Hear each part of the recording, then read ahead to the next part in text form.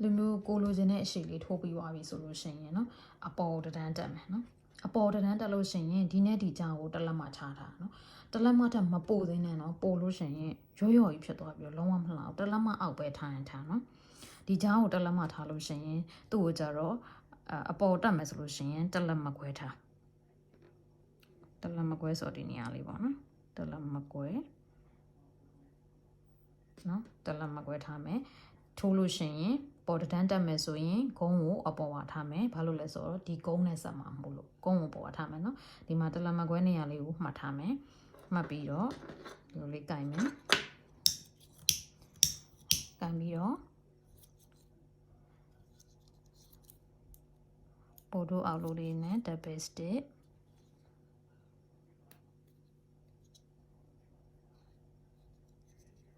double stitch 5ခုထိုးမှာနော်1 2 3 4 5 double stitch 5ခုထိုးပြီးရင်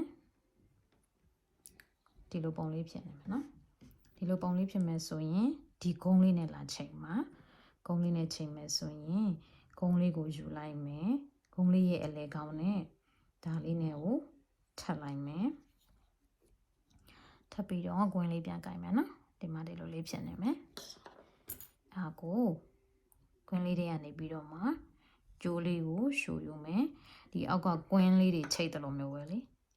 နော်လုံးသေးလေးကိုထဲကိုထည့်မယ်ဒီလိုလေးဖြစ်သွားတဲ့အခါမှာနောက်ထပ်5ခုထပ်ထိုးမယ်နော်ဒီနေ့3 4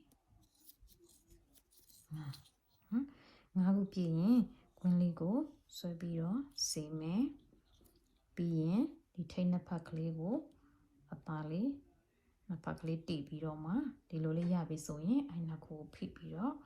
ဒါလေးဆွဲလိုက်ရင်ဒီကွင်းလေးကလုံးဝစီစီလေးဖြစ်သွားမဟုတ်ရင်ဒီကွင်းလေးတွေဟနိုင်မယ်နော်အဲ့ဒါဒီစင်တာကြကြကိုထားမယ်နော်အလေကောင်ကြကြကိုထားမယ်ကွင်းလေးကိုမကြလို့ရှိရင်ဒီကွင်းလေးရဲ့အရှင်ဆိုတော့ဟိုဘက်ဒီဘက်ဆွဲပြီးတော့မှလုပ်လို့ရတယ်ပြီးလို့ရှိရင်ဒီဘက်ကိုဆက်ထိုးမယ်ဆိုရင်တလက်မပဲဖြစ်သွားမယ်နော်ပုံမှန်တလက်မပဲပြန်သွားမယ်အတွင်းထဲတွေကအကုန်တလက်မပဲနော်အပေါ်စထိုးတဲ့ဟာလေးတစ်ချက်ပဲသူကတလက်မကွဲယူမယ်နော်ဒါကတော့ပုံမှန်2 3 4 5ချက်ထိုးပြီးရင်ဒီကုန်းလေးနဲ့လာဆက်မယ်ဒီကုန်းလေးနဲ့ဒါလေးနဲ့ကိုထပ်လိုက်မယ်ထပ်ပြီးတော့ဒီလိုမျိုးလေးချိတ်လိုက်မယ်ချိတ်ပြီးရင်ဒီလိုလေးလုပ်မယ်နော်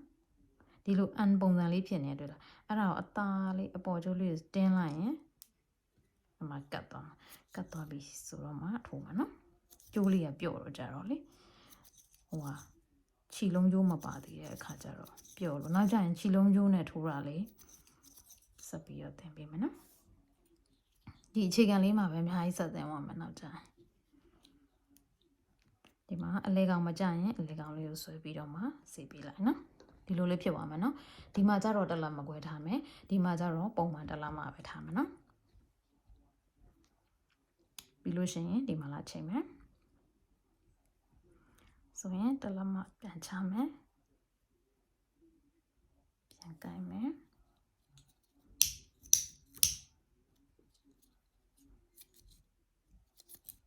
ဒီနေ့3 4 5ခုပြည့်ရင်ဒီအဆုံးမှလည်းလို့ပါနော်ဒါအဆုံးသက်ရသွားပြီဆိုရင်ပုံမှန်အဆုံးတဲ့အထိနော်ဂုံးဆုံးတဲ့အထိထိုးရမယ်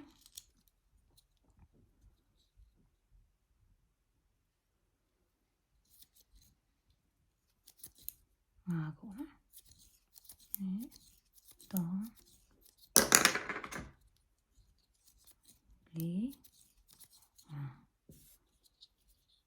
5ထိတ်လေးနှစ်ပတ်ကိုတင်မယ်ဆက်စီမယ်အဲ့လိုမှပဲဒီထိတ်လေးရစေရနော်မဟုတ်လို့ရှင်မစေဘူးဒီမှာကျတော့သူကလက်မဝက်ပဲချတော့မယ်ဒီမှာလုံးဝအဆုံးမြောက်သွားပြီနော်အဆုံးထိချိတ်လိုက်ပြီးပြီဆိုလို့ရှိရင်သူကလက်မဝက်ပဲယူတော့မယ်နော်လက်မဝက်ယူပြီးတော့ ဒီမှာဒါလေးထိုးမယ်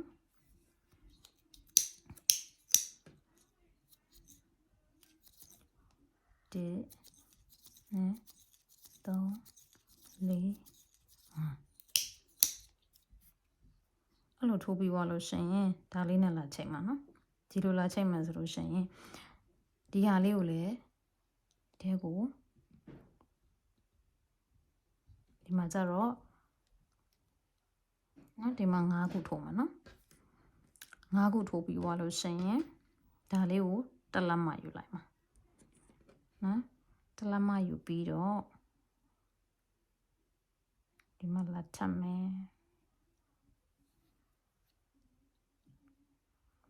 တစ်လက်မဒီမှာချမယ်နော်ပြန်ပြမယ်နော်ဒီကအဆုံးသက်လေးအရေးကြီးလို့ဒီဘက်အဆုံးသက်မယ်ဆိုရင်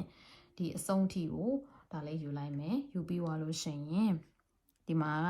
ဒီကြားထဲမှာကျတော့နောက်ထပ်ဒါဒီမပါသေးနော်ဒီမှာအဆုံးထိထိုးလိုက်မယ်ဒီမှာဘိတ်ဆုံးထိုးပြီးသွားလို့ရှိရင်ဒီနဲ့ဒီကြားကို၄စိတ်ချမယ်ချပြီးတော့9ခုထိုးလိုက်တယ်9ခုထိုးပြီးတာနဲ့ဒီကြိုးလေးကိုကြိုးလေးထားခဲ့တယ်မလားအဲ့ကြိုးလေးကကျတော့ဒီမှာတက်လာမှနော်တက်လက်မကြားဆိုတော့တက်လက်မပြန်ချမှာတက်လက်မချပြီးတော့ခုန9စိတ်ထိုးထားရတယ်နော် double string 9ခုထိုးထားတဲ့အပေါ်မှာဖိလိုက်မယ်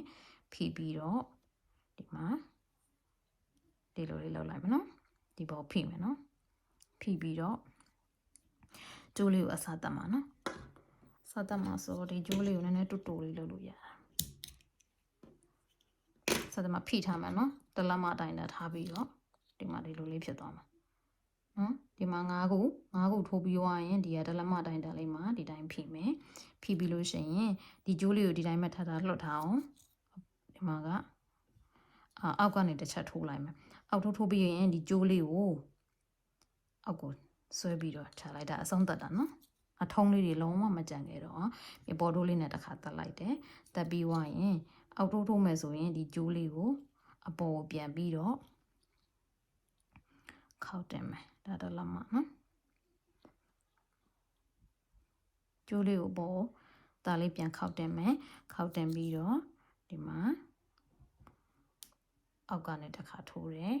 အပေါ်ထိုးတဲ့အခါကျလို့ရှိရင်ဒီကြိုးကိုတစ်ခါအောက်ကိုပြန်ပြီးတော့မှခောက်ထည့်မယ်ခောက်ထည့်ပြီးတော့အပေါ်ထိုးလေးနဲ့တက်မယ်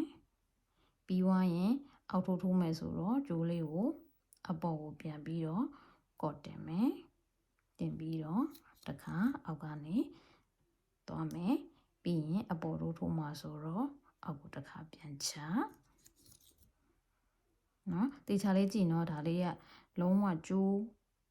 အထုံးဖြောက်တဲ့နည်းလေးနော်ထုံးဖြောက်တဲ့နည်းလေးပေါ့အောင်တစ်ခါလေးတင်ပြီးရတေတက်လေးဖြစ်အောင်လို့အပေါ်ထိုးကန်လေးကြာရင်ကျိုးလေးကိုအောက်ကိုချမယ်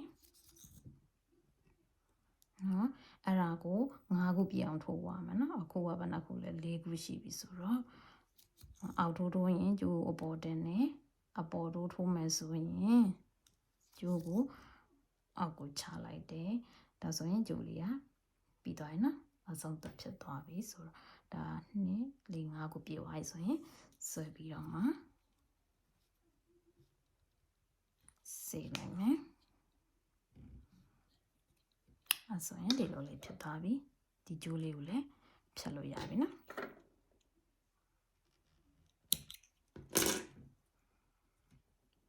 ကြိုးလေးကိုဖြတ်လို့ရပြီးသွားပြီ